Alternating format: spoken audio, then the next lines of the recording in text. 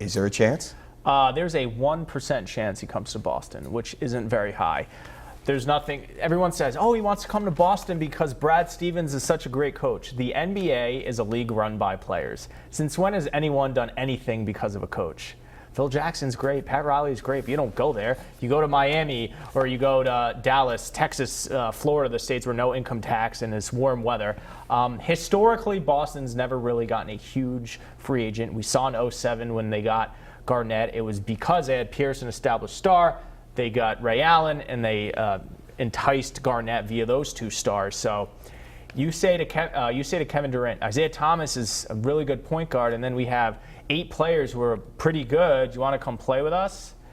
Now, if he can find another player, if Danny Ainge can kind of gauge his interest in other guys out there, then it's a possibility. I just don't see it happening. So I'm giving it 1%, leaving the door open. All right, let me say a few things here. First of all, I disagree with you on what you said about coaching. I think coaching does matter a little bit more. I think Billy Donovan this year was a big upgrade from Scott Brooks, and that made a difference with the Thunder. I agree with you that the chances are slim. You want to go 1%, I'll jump on with you 1%. I won't say 0%, I'll say 1%. I said 0% for Revis.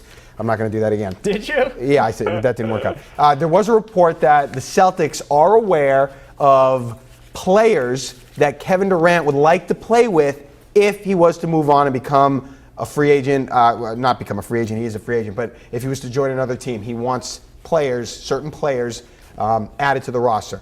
The Celtics apparently, according to one report, are aware of now who those players are. I do not buy this report. I do not trust this report. I think it's a fallacy. So I don't buy that. We'll see what happens. As far as if he's coming to Boston, why would he come to Boston? Why is he coming to Boston?